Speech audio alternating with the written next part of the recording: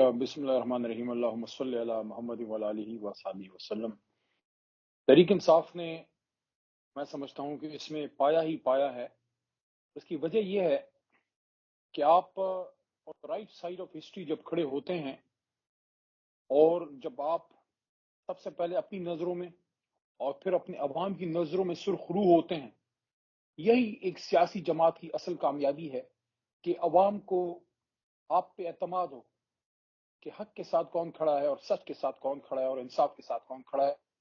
बाकी तो अगर आर्जी तौर पे हुकूमत मिल जाना या आर्जी तौर पे अपना फैसला मनवा लेना या आर्जी तौर पे हक पे खड़ी हुई एक जमात को कमजोर करके उनके लोगों को उठा के अगवा करके पैसे दे के या डरा के या उनकी खवातीन को उठा के या जो भी करके दोंद दांदी जबरदस्ती से ताकत के जोर पे आपने वोट ले लिए।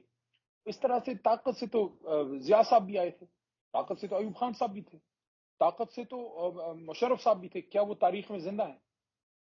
अली मोहम्मद खान साहब कथा कलामी की माजरत, लेकिन आपने उन्हें खुला मैदान दे दिया। आईनी तरमीम के मामले पर भी आप लोग असेंबली में नहीं गए, आपने खुला मैदान दिया हुकूमत को, और अब पार्लिमानी जो कमेटी है उसके इजलास में भी आप लोग नहीं जा रहे, बाइकआउट कर रहे हैं, खुला मैदान दे रहे हैं उनको। बहुत अच्छा सवाल किया है। खुला मैदान तो हम ना कभी हमने दिया है ना देंगे।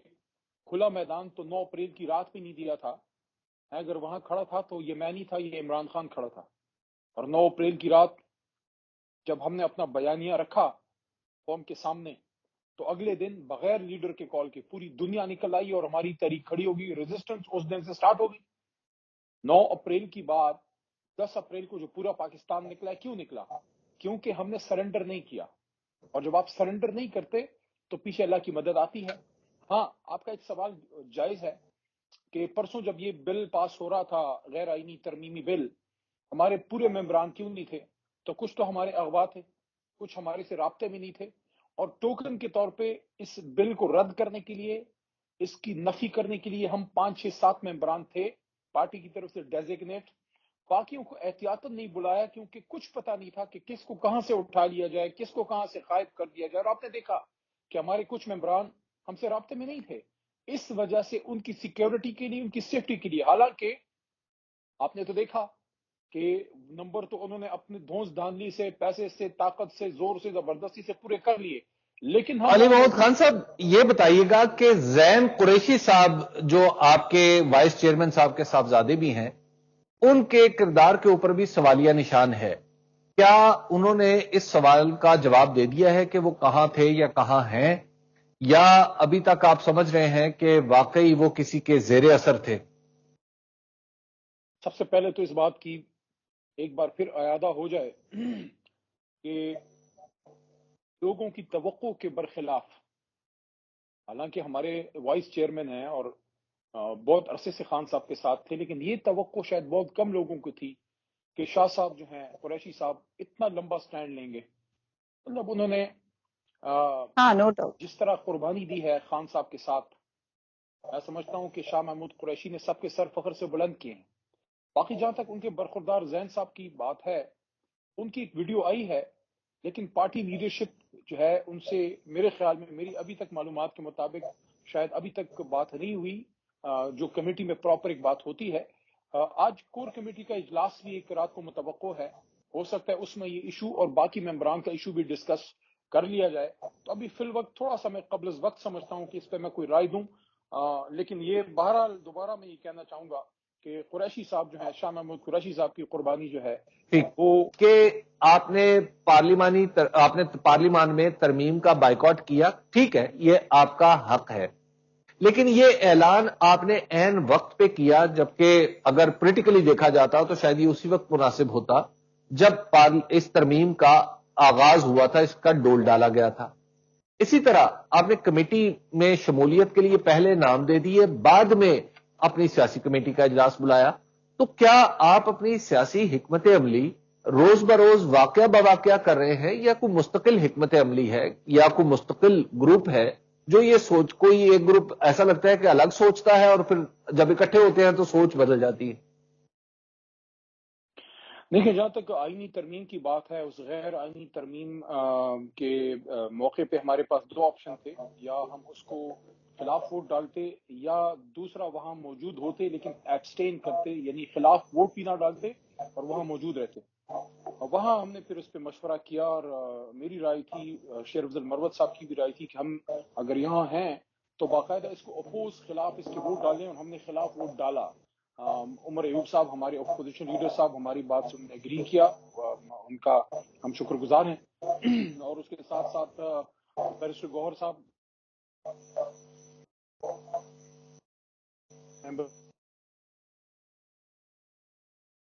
جی جی تحریک انصاف آواز آ رہی ہے. غیر آئینی ترامیم کو رد کیا ہے. پورے ممبران کو اس لیے نہیں بلایا کہ پورے ممبران کو اس لیے نہیں بلایا کہ ان کے اغوا کا خطرہ تھا. جہاں تک اب یہ چیف جسٹس صاحب کے لیے پارلیمانی کمیٹی اسپیشل جو ہے اس کی بات ہے، تو اس کے حوالے سے ابھی ہماری ایک کور کمیٹی میٹنگ بھی رات کو جو ہے اس میں بھی یہ ڈسکشن ہوگی. اس میں دو طرح کی رائے ہے. کچھ دوستوں کا خیال ہے، ظاہر ہے سیاسی جماعت میں رائے کا متفرق ہونا ہو سکتا ہے. کچھ کا خیال ہے کہ ہم اس کو لیجیٹیمیسی دیں گے، ہمیں اس میں نہیں بیٹھنا چاہیے. کچھ ہمارے دوستوں کی رائے ہے کہ نہیں، ہمیں اس میں جا کے اپوز کرنا چاہیے، اپنا موقف رکھنا چاہیے. اور جو جج ہم سمجھتے ہیں سینیورٹی پرنسپل پہ، جو سب سے سینئر ہے اس کے لیے ہمیں ووٹ ڈالنا چاہیے. شخصیت اہم نہیں ہے، پرنسپل یعنی اصول اہم ہے. تو اس پہ ابھی ہماری جماعت فیصلہ کر دے گی، اور میں سمجھتا ہوں کہ آج رات آپ کے سامنے اس کا ریزلٹ آ جائے گا. اچھا، علی محمد خان صاحب، بظاہر ایسا دکھائی دے رہا ہے اب تک کی جو ہم نے صورتحال دیکھی ہے کہ پاکستان تحریک انصاف اپنی پارلیمانی طاقت استعمال کرنے میں کچھ ناکام ہے. اب آپ لوگ اپنی سیاسی طاقت استعمال کریں گے. گنڈا پور صاحب کہہ رہے ہیں کہ اب احتجاج کریں گے. احتجاج کی کیا نوعیت ہوگی؟ کیا اس حوالے سے کوئی ڈسکشن ہوئی ہے؟ پہلے تو میں آپ کے سوال کے ابتدائیہ سے میں متفق نہیں ہوں کہ ہم اچھا. اپنی پارلیمانی سیاست میں یا احتجاج میں یا موقف رکھنے میں ناکام ہیں. جس طریقے سے ہمارے بظاہر ایسا دکھائی دیتا ہے، یہ کچھ لوگوں کی رائے ہے اس بارے میں. جی یہ آپ کا سوال آ گیا، میں آپ کا ہی جواب دے رہا ہوں جی جی. کہ جب ہمارے ووٹ توڑے گئے اور 178 سیٹ جیتنے والی جماعت کو 80 81 90 تک محدود کر دیا گیا، تو اس کے بعد یہ توقع کرنا کہ ہم 80 81 ممبران کے ساتھ حکومت کے کسی بل کو ریجیکٹ کروا لیں گے، وہ تو ممکن نہیں ہے. نہ ہمارے پاس خدا نخواستہ اتنا پیسہ ہے کہ لوگوں کو ایمان خریدیں، اگر وہ بھی تو نہیں خریدیں گے. نہ ہمارے پاس کوئی ایسی طاقت ہے کہ لوگوں کو خدا نخواستہ اغوا کرے، نہ ہم نے کرنا ہے، نہ یہ ہماری تربیت ہے. یہ تو ان لوگوں نے ہمارے لوگ اغوا کیے ہیں، اٹھائے ہیں، دونس کی ہے، دھاندلی کی ہے، زبردستی کی ہے. پہلے ووٹ توڑے، رزلٹ چینج کیا، ہمارے ممبران کو خریدا. جب 2/3 نہیں آئی تو اس کے بعد ہماری ریزرو سیٹوں کے پیچھے پڑ گئے، وہ بھی نہیں ملا. سپریم کورٹ نے خلاف فیصلہ کیا تو پھر ہمارے ممبران کو اٹھانا شروع ہو گئے. اور بلیک میلنگ، میں حیران ہوں کہ شہباز شریف صاحب ان کو اپریشیٹ کیسے کر سکتے ہیں. یعنی اپنے ہاتھ سے وزیر اعظم کی کرسی پہ بیٹھے شہباز شریف صاحب، اپنے ہاتھ سے انہوں نے اپنے ہی بیانیے، یہ ایسا ہے جیسے انسان خدا نہ کرے اپنا ہی بچہ، اپنا ہی نظریہ مار دے. آپ نے خود ہی ووٹ کو عزت دو کو دفن کر دیا. کیا ہم سارے بچے ہیں؟ ہمیں نہیں سمجھ کہ اچانک کسی کا ضمیر کیسے جاگ جاتا ہے. اور یہ ضمیر جاگنے کے لیے کسی کو شمالی علاقہ جات کی سیر کیوں کرنی پڑتی ہے. تو جو شمالی علاقہ جات گئے، جو غائب ہوئے، ضمیر جاگا اور منہ چھپاتے پھر رہے تھے وہاں. میں تو سمجھتا ہوں کہ ان لوگوں نے اپنے آپ کو، شہباز شریف صاحب نے، اور ایون پیپلز پارٹی سے زیادہ گلا ہے، ان لوگوں نے اپنے آپ کو اپنے ووٹر کے سامنے منہ دکھانے کے قابل نہیں چھوڑا کہ آپ ووٹ کو عزت دو کے بیانیے کی بات کرتے تھے، اور آپ نے ووٹ کو عزت دو کے بیانیے کو اس 26ویں آئینی ترمیم میں جا کے اس کو تختہ دار پہ لٹکا دیا. میں حیران ہوں کہ شہباز شریف صاحب علی محمد خان صاحب، یہ چلیے ٹھیک ہے باقی لوگوں کی، لیکن کم از کم ایک صاحب ایسے ہیں ان میں سے جو یہ کہہ رہے ہیں کہ وہ تو پی ٹی آئی کو ہرا کر آئے تھے، اور وہ صاحب ہے مبارک زیب خان صاحب. مبارک زیب خان صاحب کا کہنا یہ ہے کہ وہ تو پارٹی سے شروع سے ہی ناراض تھے. یہ ان کی کیا حقیقت ہے؟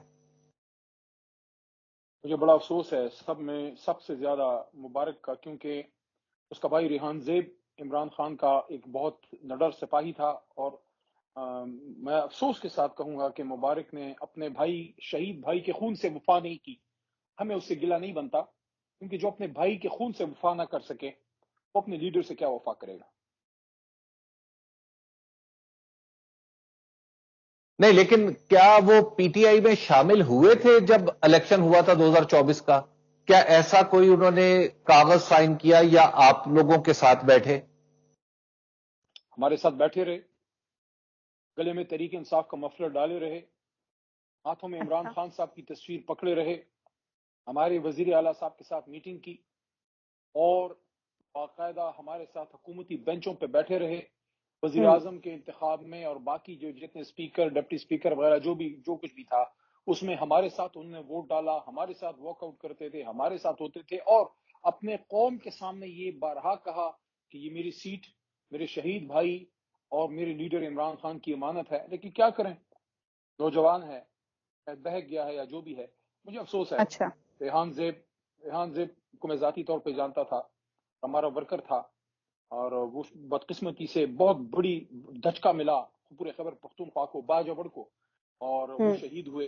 اور پھر تحریک انصاف نے جو ہے ان کو اپنے ساتھ چلنے کی آفر کی، عمران خان صاحب کی ڈائریکشن تھی، اور وزیر اعلیٰ خیبر پختونخوا علی امین خان گنڈا پور نے ان کے ساتھ میٹنگ کی، ان کے ساتھ بٹھایا اور ان کے تمام چیزیں سنی، اور باجوڑ کے حلقے اور عوام کے لیے انہوں نے فیصلہ دیا کہ جو ریحان زیب کے بھائی جو ہیں مبارک صاحب کہیں گے وہی عمران خان صاحب کے نظریے کے مطابق ان کو سپورٹ کیا جائے گا۔ اور آخری وقت تک ہمیں یہ یقین دلایا جاتا رہا ان کی طرف سے کہ میں اپنے شہید بھائی اور اپنے لیڈر کے ساتھ کھڑا ہوں۔ کیا کہہ سکتے ہیں؟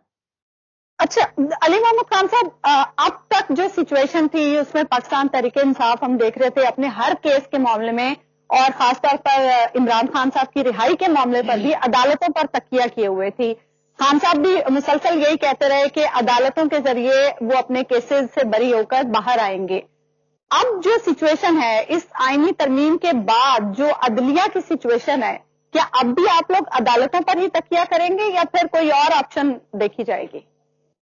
لیکن اس پہ میرے سے زیادہ بہتر تجزیہ تو حبیب اکرم صاحب خود کر چکے ہیں۔ 5-6 منٹ کے اپنے ویلاگ میں انہوں نے پورا پوسٹ مارٹم کر کے رکھ دیا۔ اس کا میں خلاصہ آپ کے سامنے آدھے منٹ میں یہ رکھوں گا۔ جی ساری 26ویں آئینی ترمیم کا حاصل وصول یہ ہے کہ سارے نظام کو تو ڈبو دیا، سب کو تو ڈوسائل کر لیا، سب کو تو قابو کر لیا۔ اب ایک جگہ سے خطرہ تھا کہ کہیں وہاں سے 8 فروری کے الیکشن ڈاکے کی انویسٹیگیشن نہ ہو جائے۔ نقصان دونوں کا تھا، حکومت سے حکومت جاتی اور ہینڈلرز کا جو تھوڑا بہت حیا پردہ تھا وہ بھی چلا جاتا۔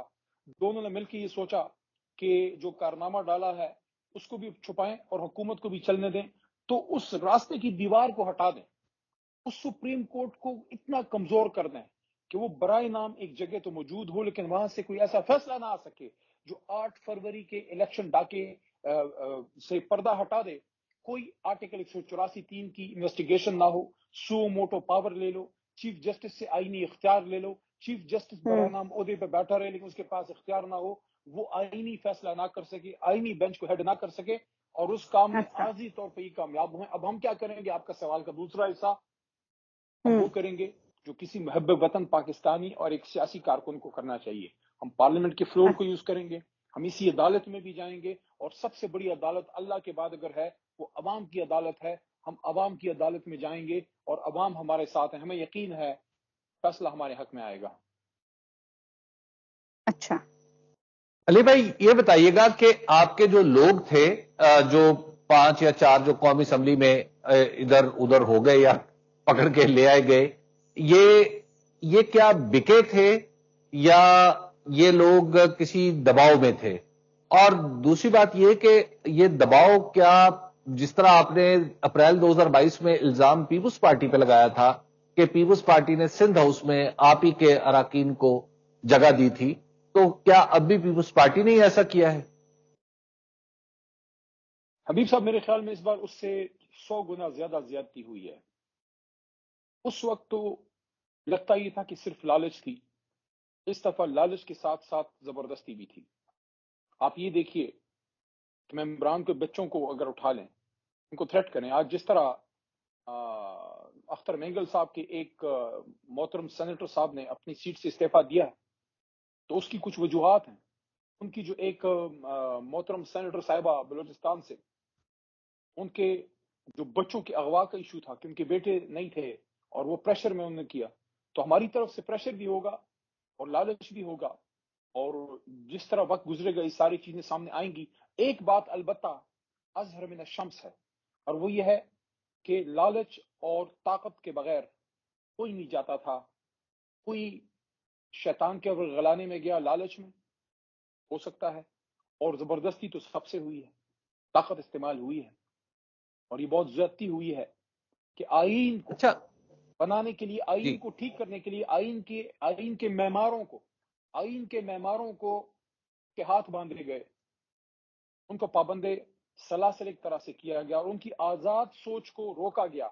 یہ بھی آرٹیکل 6 کی خلاف ورزی ہے کہ آپ آئین کو بنانے کے لیے سبورٹ کریں، آئین کو اوور آپ کریں کہ آزاد سوچ کے ساتھ اگر آپ آئین سازی نہیں کر پاتے، یہ اسی طرح ہے جیسے آپ آئین کو معطل کریں. جب آپ نے اپنی مرضی منشا کے مطابق، حبیب صاحب اس بات کو سمجھ رہے ہوں گے، جب آپ نے اپنی مرضی منشا کے مطابق طاقت پیسہ یوز کر کے آپ نے آئین میں وہ کیا کہ اگر آزاد خیال ہوتا، آزاد رائے ہوتی، تو وہ شاید وہ نہ کرتے.